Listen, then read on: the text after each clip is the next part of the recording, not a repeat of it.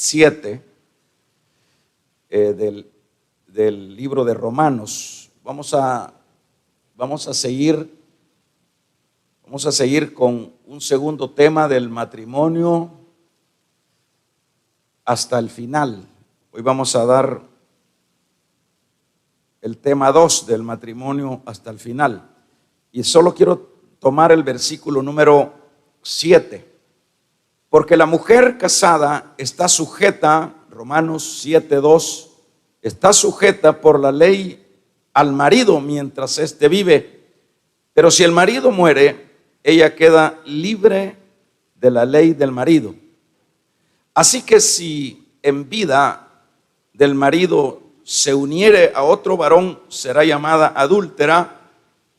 Pero si su marido muere, es libre de la ley, de la manera que si se uniere a otro marido, no es llamada adúltera. Vamos a orar. Padre, te pedimos que nos bendigas, que nos traes. Amén. Vamos a tomar nuestros lugares.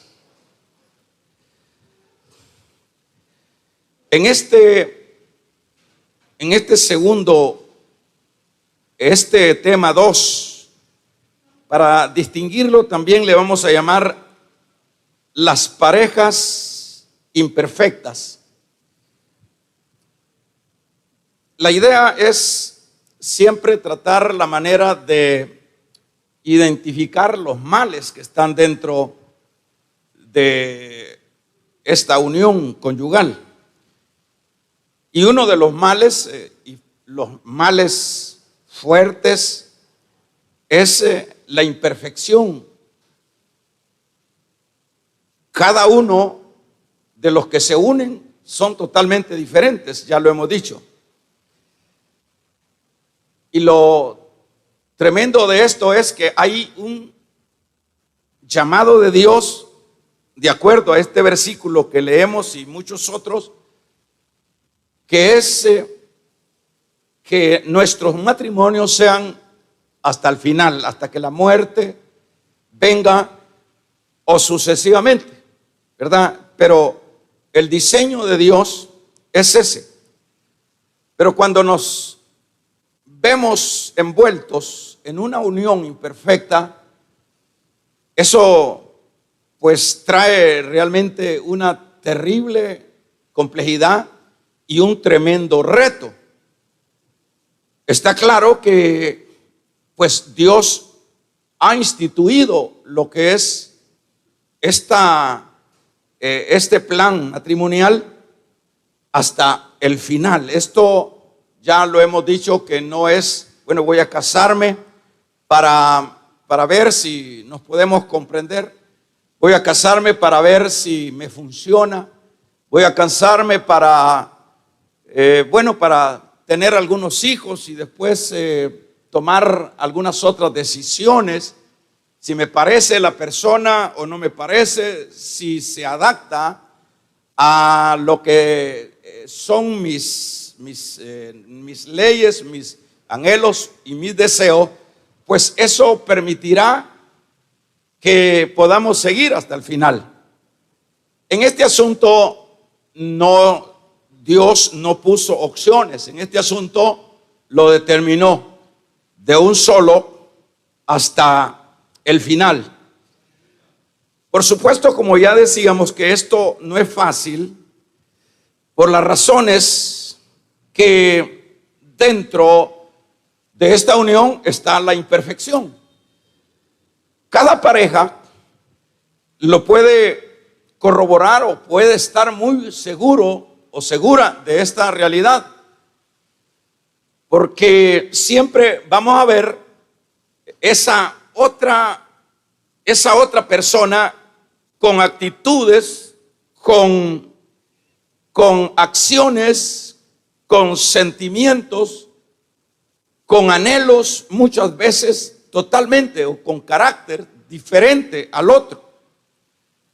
Y eso es, y podríamos irlo como mencionando como las imperfecciones que vienen a la vida.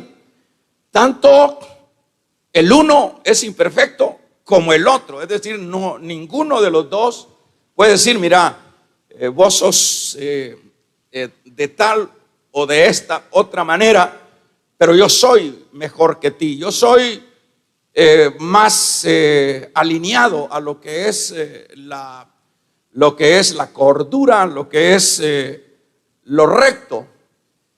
Esas son realmente pretensiones del orgullo, pero no es que sea uno o el otro sea en verdad perfectos, ninguno. Se dice que desde el momento que alguien se casa, debe de estar consciente el 100% que se va a casar con una persona diferente, que se va a casar con una persona, se va a unir con una persona imperfecta. Y bueno, si hablamos de imperfección, podemos hablar mucho de esto por el hecho de que las perfecciones normales, comunes dentro de la vida normal, cotidiana, pues son unas imperfecciones.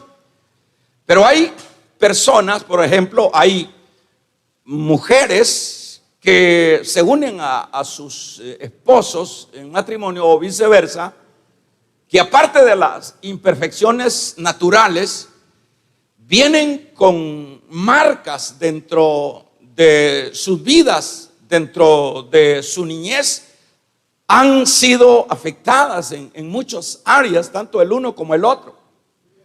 Vienen con estimas totalmente bajas y no pueden como alinearse. Es decir, la situación todavía se empeora.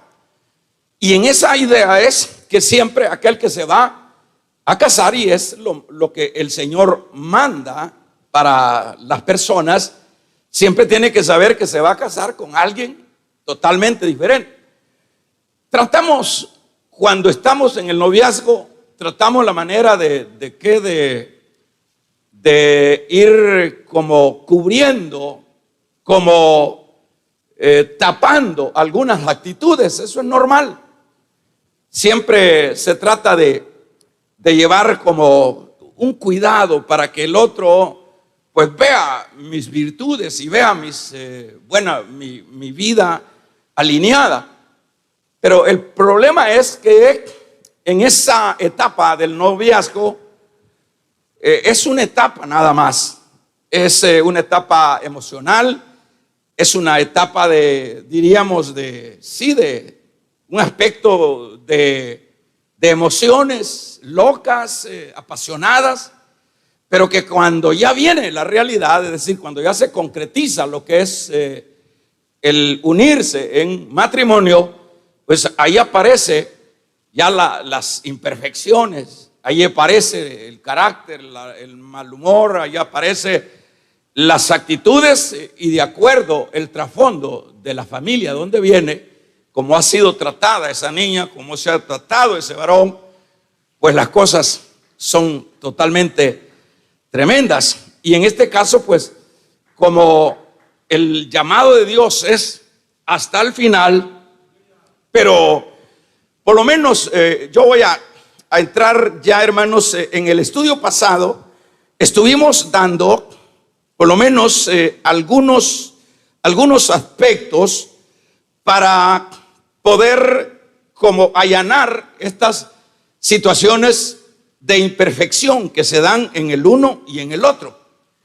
Estuvimos hablando, porque esto es bueno, que le pongamos siempre atención y que de alguna manera lo anotemos, lo subrayemos, lo grabemos, porque es cada una de las parejas las que están en escena, las que están en la vida normal, cotidiana, y que tienen que enfrentar las diversas situaciones. Porque cuando viene la tormenta, cuando viene las dificultades, que esas nunca dejan de estar dentro de las parejas, es ahí donde pues aquel que no fue instruido para este tipo de desarrollo matrimonial, luego tira la toalla. Pero aquí no se trata de tirar la toalla, aquí se trata de serle obediente a la palabra o a Dios, que es hasta el final de la vida. Entonces no es que, resolvemos el problema. Usted ve ahora qué normal es para la sociedad lo que es el divorcio. Es tan normal que ya nadie se alarma, ya nadie. Y es tan normal incluso dentro de las iglesias e incluso dentro de los que predican. Vemos y nos damos cuenta de qué manera dicen: no nos comprendimos con la esposa o con la señora, y por esta u otra razón nos divorciamos. Ahora es bastante común ahora que ya dentro de las iglesias se digan: mire, aquel que predicaba se divorció. Ya no es alarma eso, ya como que la iglesia ya lo asimiló, ya lo recibió, ya lo ve normal. Pero eso es un peligro dentro de la vida cristiana, ver asuntos que están sancionados en la palabra, que no pueden ser normales como a veces los recibimos ya dentro de las iglesias, y sobre todo en este tiempo. Ya no es, en la Biblia no es normal. No, en la Biblia está establecido. Allá le preguntaron al Señor, ¿por qué Moisés permitió darle carta de divorcio? El Señor fue enfático en decirle: por la dureza del corazón de los israelitas. Quiere decir que esa fue la razón por la cual Moisés cedió a dar carta de divorcio. Y es tremendamente, hermanos, cuestionable la manera como lo hacían los israelitas, o llevaban a cabo un divorcio los israelitas. Era por cuestiones totalmente muy superficiales, asuntos muy de forma y no de fondo, como por decir: no me atiende la esposa, como por decir: no me obedeció en esto. Luego llegaban ante el juez y le decían: mire, ya nos peleamos, y sucesivamente, y ella o él, o más bien ella, porque siempre la mujer ha tenido esa posición de lo que es la palabra, de la sujeción al varón, por ser él la cabeza. Y ya llega, entonces le daban la carta, le daban un documento: usted puede entonces quedar ya libre de este hombre. Pero la Biblia no dice eso.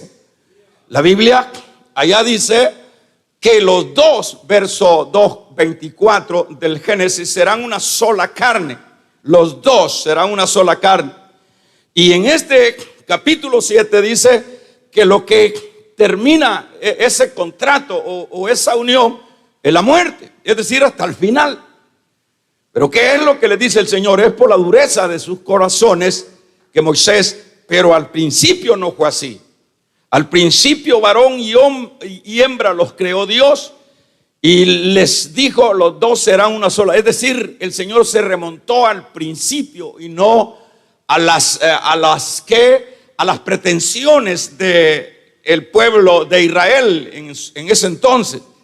Entonces quiere decir que cuando, por ejemplo, el Señor da todavía un detalle en esto bien importante, y dice que por lo menos cuando dice alguien se separa. Por eso es que, por ejemplo, en la iglesia se tiene que tener mucho cuidado, y es necesario estas enseñanzas, porque como dice el profeta: mi pueblo perece por falta de conocimiento. Por lo menos dice en los evangelios, en el capítulo por lo menos 19 de Mateo, habla también en Marcos y sucesivamente, que la única manera para que se disuelva lo que es el matrimonio debe de ser por infidelidad. Esa es una de las razones.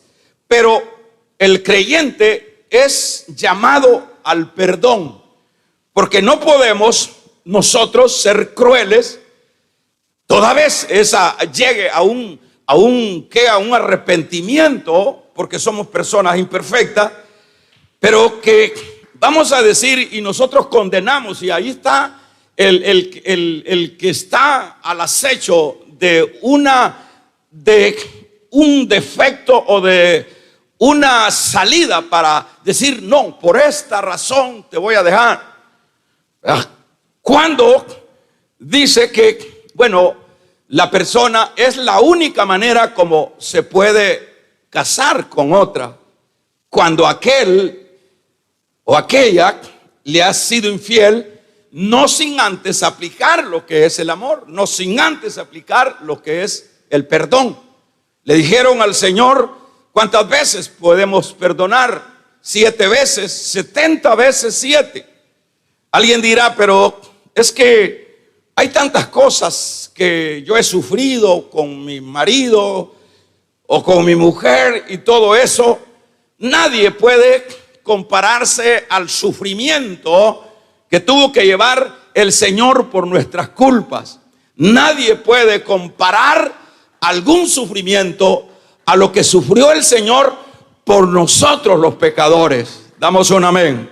Por nosotros que éramos sus enemigos, mas Él dio su vida por su iglesia, y a su iglesia la ha llegado a amar, hermanos, hasta la muerte.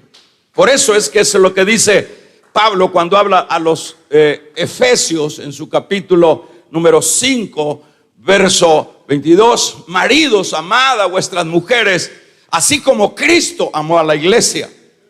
Ahora, si esa persona, mire qué delicado, si esa persona, aunque no es el tema el divorcio, pero cuando, como en este asunto, el que anda al acecho siempre aprovecha el error, el descuido que el otro da, y luego echa mano, dice, no, aquí ya, yo tengo la legalidad de parte del Señor. Eso sería una de las razones, pero en el caso de que no sea eso, que no sea esa la razón para que esto, hermanos, deje de permanecer, dice que si el que se separe, quédese sin casarse. Y si se casa, dice, bueno, no peca, pero dentro de ese trasfondo. Pero si no hay ese asunto de lo que fue una infidelidad y luego toma la decisión y se casa, dice, adulteró. El que se casa, adultera, dice, y el que se casó, la que se casó con el que adulteró, se vuelve, esa es una cadena. Entonces, todo ese enredo y toda esa situación, esos frenos, diríamos, es para que el hombre, y en particular la iglesia del Señor, sepa, y en este caso los matrimonios sepan que no es para una temporada. El matrimonio es hasta el final. Y como decíamos, por eso habíamos dado en el estudio pasado algunos elementos que son importantes, y yo quiero retomarlos. Por ejemplo, cómo podemos ir allanando lo que es la imperfección del uno o del otro. Por un lado, decíamos que hay que cultivar el amor. Necesitamos darle vida al amor. Ese amor que fue el que nos llevó a unirnos en matrimonio. Decíamos el jueves pasado que es necesario cultivar lo que es el amor. Es necesario trabajar en el respeto el uno al otro. Porque el problema es que cuando se va perdiendo el amor y se va perdiendo el respeto, pues no estemos esperando que vamos a cumplir el deseo de Dios. Porque sobre todo la iglesia, a lo que debe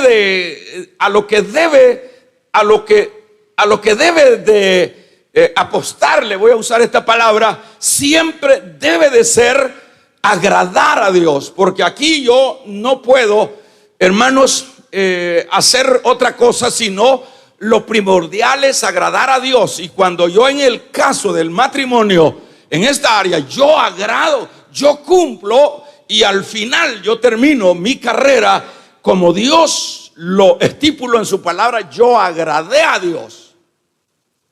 O sea que aquí no se trata de agradar a otros, aquí se trata de agradar a Dios. Entonces decíamos que necesario cultivar el amor. El amor necesita cultivo, necesita, hermanos, trabajo.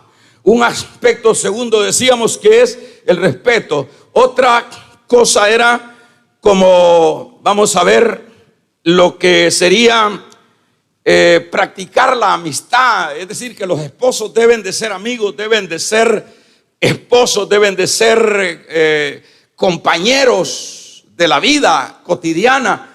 No debe de verse como un asunto abstracto de que, bueno, esta es la esposa y este es el esposo y estos son los lineamientos. Debe de vivirse, desarrollarse la vida de una manera normal. Porque hay esposos, hermano, que no platican con sus esposas, o hay esposos que no conversan. Hay esposos que apenas, bueno, ya tienen la etiqueta y son dos señores que viven en una casa y que ellos, bueno, están ahí por alguna conveniencia, pero no es porque se amen, no es porque se relacionen, no es por nada de eso, ya a veces es por puro compromiso. Pero estar casado con la otra persona y estar casado por compromiso y estar casado por una conveniencia, eso no tiene sentido. Lo que tiene sentido es que se pueda disfrutar en amistad, que se pueda disfrutar esa compañía, esa unidad en compañerismo. Es decir, siempre hay mucho que hablar, hay mucho que proyectarse. Pero dígame si no es cierto que hay matrimonios que, hermanos, son tumbas, diríamos, no hablan, no se expresan, no exponen sus inquietudes, sus deseos, sus proyecciones. Puede ser por la actitud del marido, que es un machista, o puede ser por otras razones que han perdido lo que es el sabor de una vida de compañerismo. Entonces, las parejas tienen que ser compañeros, tienen que ser amigos, tienen que ser esposos, tienen que ser padres, tienen que ser hermanos dentro de la vida espiritual. Nada de eso abstracto. Decíamos que, por otro lado, se requiere salir de las rutinas. Al matrimonio hay que darle dinámica. ¿A qué nos referíamos? Que hay que, por lo menos, hay hermanitas, hay hermanos, hay matrimonios que se enclaustraron en lo que es la casa y los quehaceres y los compromisos, y ahí no pasaron. Pero es necesario acordarse, por lo menos cuando éramos novios, ¿qué era lo que sucedía cuando éramos novios? ¿Por qué era tan bonito eso, ese periodo de tiempo? ¿Por qué era tan bonito? Porque salíamos a un lado, porque comíamos acá, porque reíamos, porque nos contábamos hasta locuras que no tenían sentido, pero todo era bonito.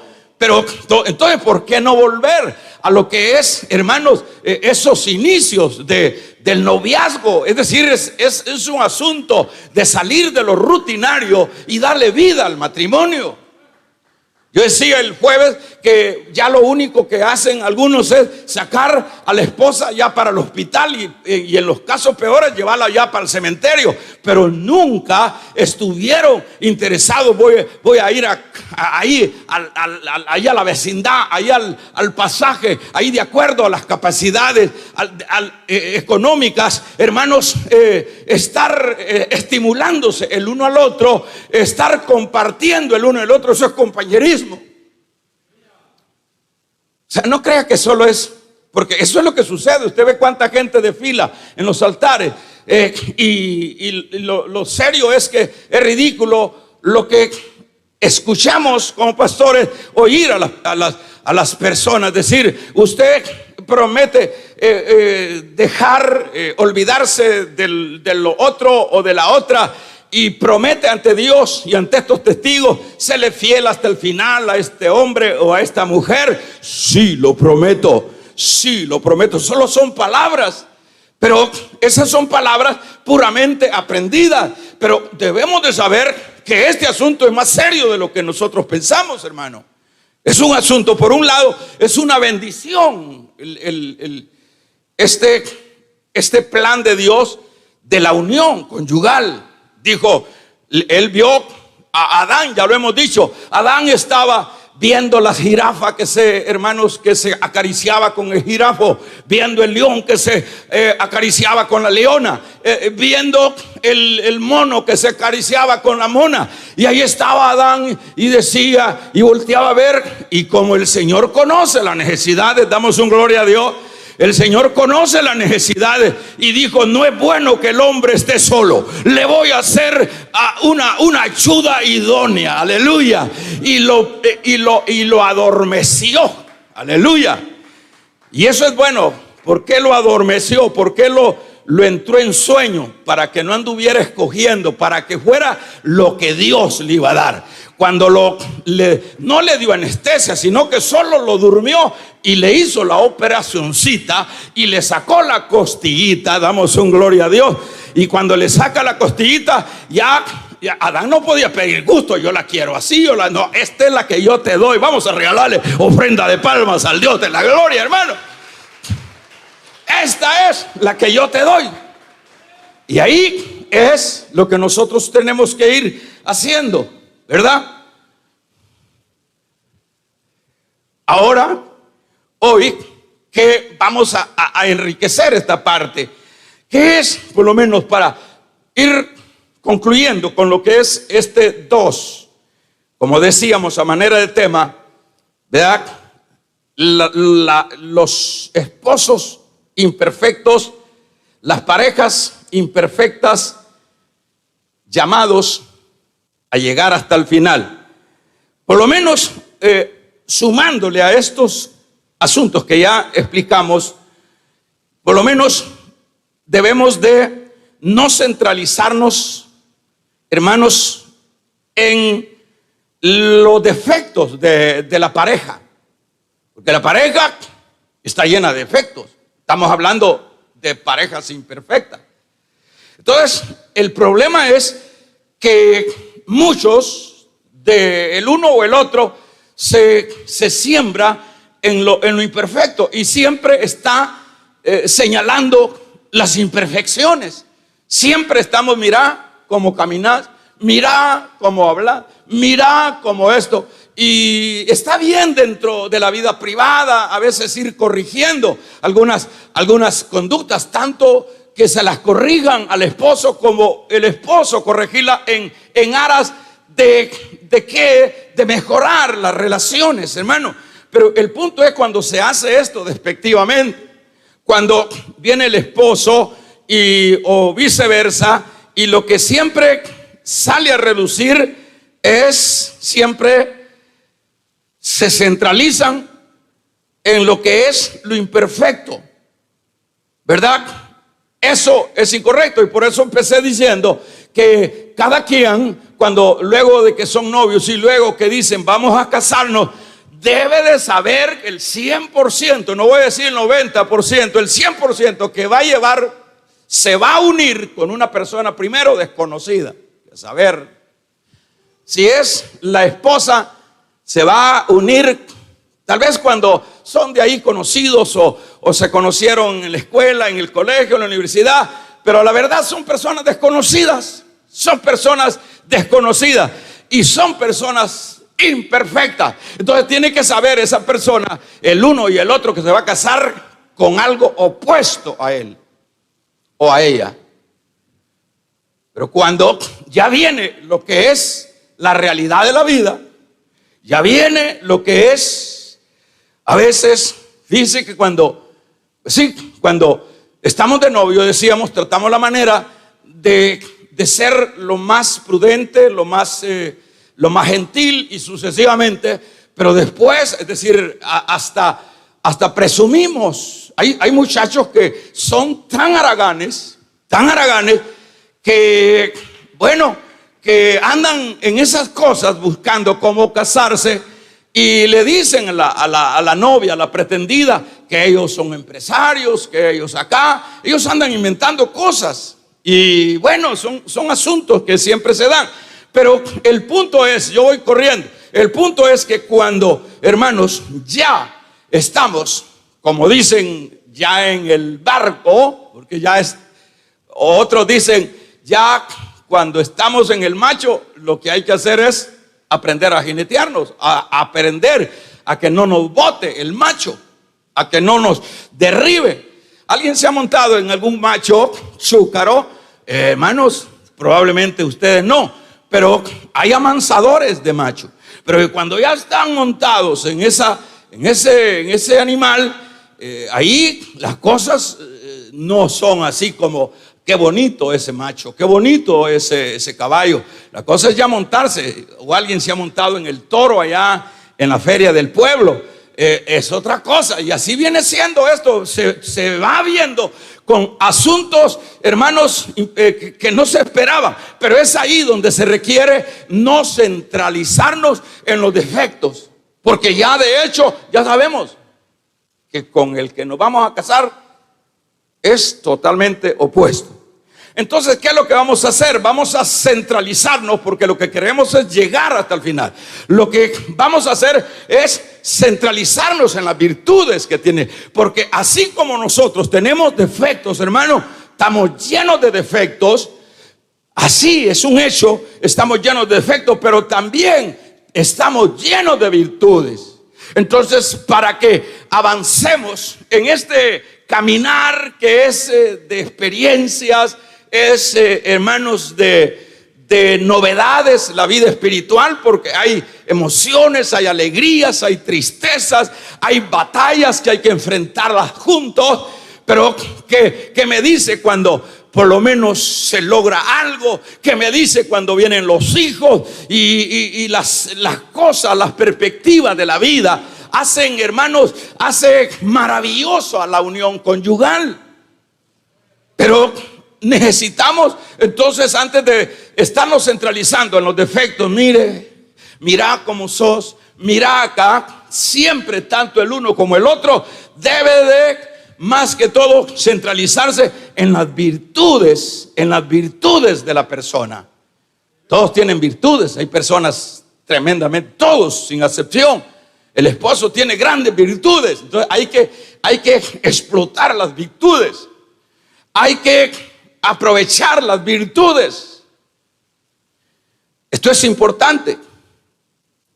En este caso, debemos de saber, hermanos, que se debe de estar siempre pendiente, que no debe de dársele énfasis a lo negativo, sino a lo positivo. Otro aspecto, es decir, yo voy finalizando, siempre vea las virtudes de su esposa. Usted, hermanito, vea las virtudes de su esposa. Pero es que esta esposa es bien calmada, esta pues no acciona, yo quisiera esto, eso es la parte que a usted no le gusta, pero veámosle las virtudes.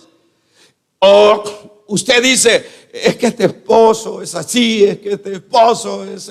Y hay un consejo que yo le voy a dar, que nunca ande comparando a su pareja con otra pareja. Nunca. No, eso trae desánimo a la verdad cuando nosotros nos vamos a ver en esas imperfecciones, que no sea eso motivo para decir, mira, como el otro. Y usted ve cuánto mal han hecho, hermanos, las películas, las novelas y todo ese borbandear de los medios, de cine, de comunicación, que hay muchachas que vienen y han estado llenas de esas visualizaciones y creen, y ahí ven esos romances y ahí ven esas cosas, pero eso son fantasías. Eso no es cierto. La cosa es que cuando ya venimos a los hechos, es otra realidad. Entonces, ¿qué es lo que tenemos que hacer? En este caso, siempre veamos no el defecto, veamos las virtudes que tiene aquel, ¿verdad? Necesitamos eso, no ver las imperfecciones. Y esto nos ayudará a hacerle frente a los retos, porque en la vida, mire, hermano, fíjese que, bueno, aparte de los retos de lo que es los dos están proyectados para hacer sus cosas, para todas las cosas que son necesarias dentro de la vida. De ahí vienen los hijos, de ahí vienen todas esas bendiciones que vienen. Tremendos, son retos tremendos. Pero ¿cómo podemos ir avanzando cuando a la embarcación ya hay más tripulantes, que en este caso serían los hijos? ¿Verdad? En este caso, entonces necesitamos, retomo, no hacer comparaciones, sino ver que así es ella, así es él, y así yo lo voy a amar, así yo lo voy a comprender. Un aspecto más que hay que sumarle a esto, porque de eso se trata, es siempre el perdón. Necesitamos perdonar. El Señor lo mandó, hermanos.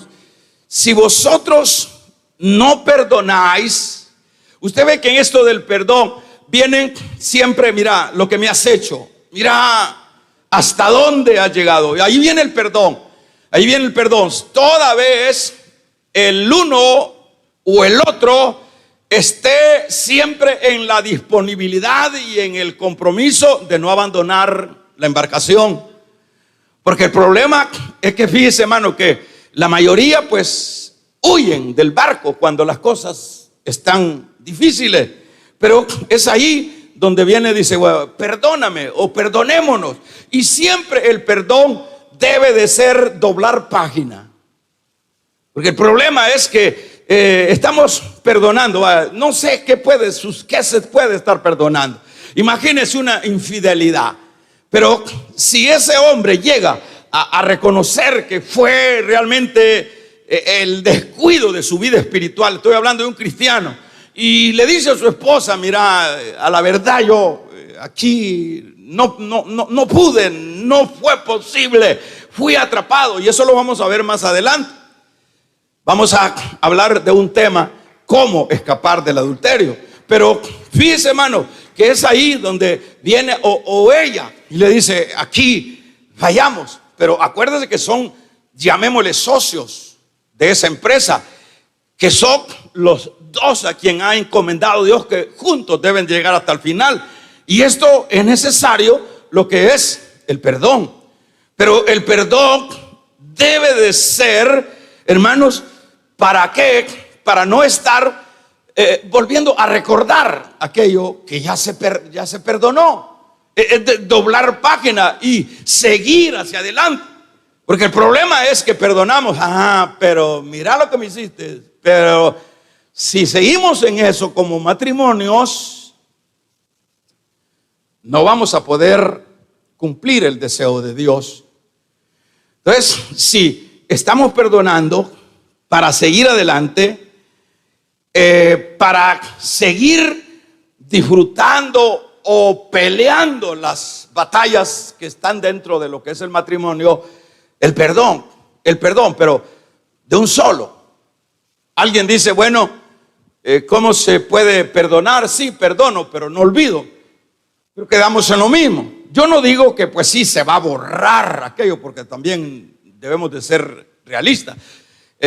Siempre que ha habido algo que se ha lastimado a la persona, somos seres humanos y queda. Imagínense, una infidelidad no es una cosa sencilla. Por lo menos en nuestra cultura, como que es bastante común que las esposas deben de soportar una cosa de esta. Y que ellas yo no sé cómo las esposas son, hermanos, es de admirar a esas mujeres que por lo general son las que perdonan las infidelidades de sus esposos. Es de admirar. Hágalo con un hombre, esa infidelidad, a ver si reacciona igual. Haga que esa infidelidad sea de la esposa hacia el varón. Estamos seguros, y ese es un hecho que no hay que ni preguntarse, que el hombre es terriblemente exigente y dice, lo que has hecho no tiene perdón.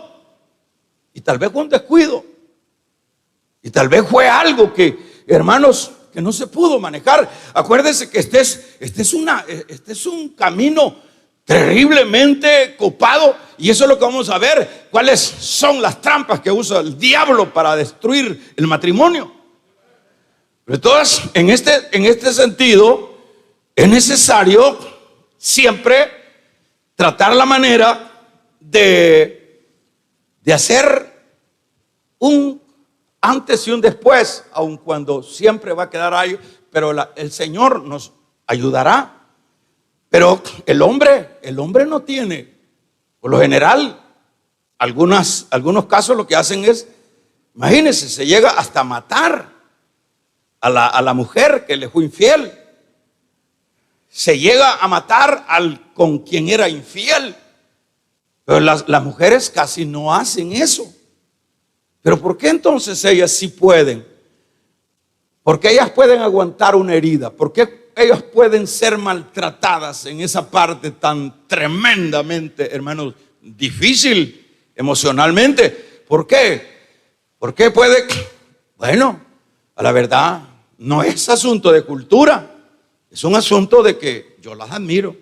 Yo admiro, dice. Y mire, él tiene otra, dice la hermanita. ¿Y por qué no viene? Le dice su esposo. Es que tiene otra.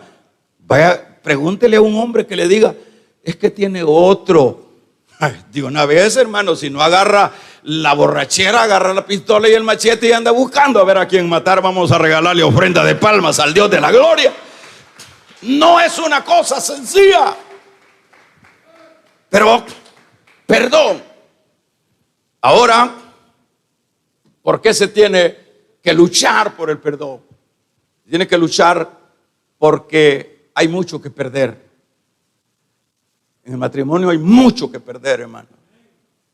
Matrimonio es una empresa, no se puede comparar a la empresa más millonaria que puede haber en la tierra. El matrimonio es más que eso, porque aquí se juega lo que es la estabilidad emocional. Usted sabía, por lo menos usted sabía, que yo lo he dicho en otras ocasiones, yo voy finalizando, me espera unos 2 minutos. Lo he dicho en otras ocasiones. Siempre se ha dicho ahí en estudios que las mujeres que han sido afectadas por infidelidades, por maltratos de los hombres, repercute eso en terribles enfermedades. En terribles enfermedades, en cánceres, en asuntos de la salud. Y se ha sacado es decir, es que es un golpe, es algo tremendo. Por eso realmente no sé cómo pudiéramos llamarle, hermano, una actitud machista, una actitud, es que hay mucho que perder. Imagínense que por culpa de uno, de sus brutalidades, voy a decir, de sus carnalidades y sus asuntos sin freno, hermanos, dañamos a la otra persona y la otra persona se enferma, se muere y como que nada. Dios vengará cada una de aquellas cosas, pero el punto es que hay mucho que perder: la familia, la salud, la estabilidad. ¿Para qué sirve un hombre divorciado? ¿Para qué sirve una mujer divorciada? Tiene que empezar a realizar, a conocer a otro transeúnte, a otra mujer, que a saber qué otros males tiene de defectos, hermanos, y voy a rehacer mi vida. Si no la rehizo con la que era su novia, con la que, bueno, llegaron a un acuerdo, aún ya mayores, y dijeron nos vamos a casar, ya no puede, hermanos, no puede andar tocando y buscando cómo rehacer su vida, porque como dijo el Señor ese principio, si en lo poco no me fuiste fiel, no lo serás en lo mucho. Si no has sido fiel con ese matrimonio, porque la verdad uno llega a conocer a su esposa y la esposa llega a conocer a su esposo. Imagine otro maestro que viene, imagine con pistola y con botas y con imposiciones. Es que él me dijo, no es fácil ese asunto. Por eso es que hay mucho que perder. Por eso es que es mejor, hay que tratar la manera de allanar las cosas, porque tenemos, hermanos, tenemos la familia. No nos vamos a meter a una montaña que no conocemos, donde van a haber otras cosas. Entonces necesitamos perdonar, necesitamos ver más que todo las virtudes, sino los defectos, para ir consolidando lo que es el caminar en la vida espiritual, porque tenemos mucho que perder. Imagínense, hermanos, imagínense los hijos. ¿Usted cree que un hijo crece? A veces uno critica a la gente, pero es porque criticó. Pero por lo menos hay muchachas, hay muchachos que vienen de hogares difusos, hermano, de hogares divorciados, de hogares donde solo es un pleito, de donde hogares son reclamos. ¿Qué es lo que va? Se dice que un niño a la edad de 7 años, hasta esa edad, ese niño pudo haberse transmitido todo lo positivo, pero también todo lo negativo. Ese niño está observando la actitud de la madre, la actitud del padre, y cuando por último terminan divorciándose y peleándose y dividiéndose ahí y metiéndose a la cárcel. ¿Cuántas personas meten al uno a la cárcel o al otro por los asuntos, los bienes que están peleando, y los niños están en ese juego cruzado? ¿Qué es lo que vamos a cosechar de esos pequeños, de esa familia? Tenemos mucho que perder. Vamos a regalarle ofrenda de palmas al Dios de la gloria. Tenemos mucho que perder. Imagínense que los niños dicen: mi papá es divorciado, mi mamá es divorciada. Eso es lo que se ve en las escuelas, casi. Y tu papá, hasta se extraña a los niños. Le dice: no lo creen los niños que aquel diga: no, mi papá es mi papá y están juntos con mi mamá. No, le dice el mío no, le dice el mío tampoco, le dice el otro. Y es una regla. ¿Cómo crecen esas que son los monstruos? Son los machistas, son, hermanos, la gente. O sea, ¿quién es el culpable? ¿Usted cree que Dios va a dejar eso, hermanos, sin llamar a cuentas a esos capitanes que Dios encomendó para que llevaran el barco a buen puerto? ¿Usted cree que Dios lo va a pasar por alto eso? Cada uno tiene que saber. Allá va a decir: mire, es que yo no aguanto. Aguante. En el sentido aguantar, estoy diciendo, por lo menos Pablo autoriza. Por lo menos si el marido inconverso, dice, le hace la vida imposible a la esposa, sepárese, dice Pablo, cuando habla a los corintios, sepárese, pero quede sin casarse. Y si él reacciona o ella reacciona, pues júntense de nuevo. Pero ahí hay autorización de decir, esta palabra que dije, pues aguante. Es decir, hay que aguantar en un sentido. Pero si ese esposo no va en contra de su fe, ese esposo va en contra de los principios de Dios, y lo que hace, por lo menos hay mujeres que son cristianas y sus niños los quieren instruir en el camino del Señor, y los padres dicen: no, este cipote le tengo que comprar pistola mejor, este es cipote para que sea macho. Yo conozco a un papá que el niño de 12 años lo llevaba ahí a los burdeles para que sea macho, me decía. Va a ver ahora lo que tiene. O sea que hay mucho que perder. Damos un amén. Entonces, finalizo, hermanos, necesitamos implementar todos estos asuntos, y hay mucho más que implementar, por supuesto, y necesitamos hacerlo. Pero esto no se puede si dejamos morir el amor. Si el amor, acuérdense que cuando la llama empieza a expandirse, empieza a apagarse, necesita más leña para que agarre fuego, para que prenda fuego. Así es el amor. La Biblia dice, Pablo, cuando habla a los corintios, el amor todo lo puede, el amor todo lo sufre, el amor es sufrido. Vamos a ver, y por último, ¿cómo se sentiría, por ejemplo, Abraham, hermano? Cuando terminó, enterró a su mujer, la lloró, y bueno, y luego murió él, cumplió la misión. Isaac se casó con Rebeca. ¿Con quién era? Con Raquel, sí, con Rebeca. Se casó, y no se sabe que Isaac andaba por ahí hermanos, estaban centralizados en lo que Dios les había encomendado. Qué importante. Bueno, ahí no se sabe. Pedro no dice pues que cambió de esposa. Pedro tenía su esposa, no la saca a relucir la Biblia porque no es interesante, pero Pedro tenía sus compromisos familiares, pero qué bueno, finalizó. Y eso es lo que realmente debemos de procurar los casados. Necesitamos llegar hasta el final. Un aplauso al Señor. Vamos a ponernos de pie. Vamos a orar. Padre, te damos gracias.